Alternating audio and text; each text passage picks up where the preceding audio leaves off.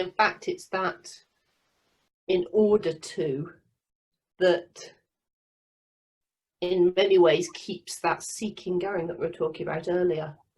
It perpetuates the looking for answers in the world, subtly, honorably, nobly, but it perpetuates them.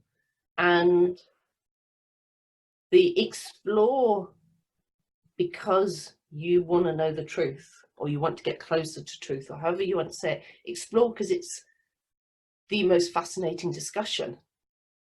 Explore to try to solve problems in the world.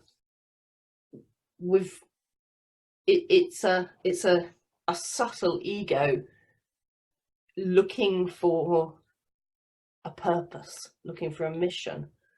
And that doesn't mean we're not, and to go back slightly to what Monique was talking about, it doesn't mean that we'll be passive blobs, because we're not talking about this, we're talking about us awareness. And all we're removing is the illusion, all we're removing is the belief that just because I see objects and people, relationships, activities, that there must be a separate being who is me in amongst all these other separate objects.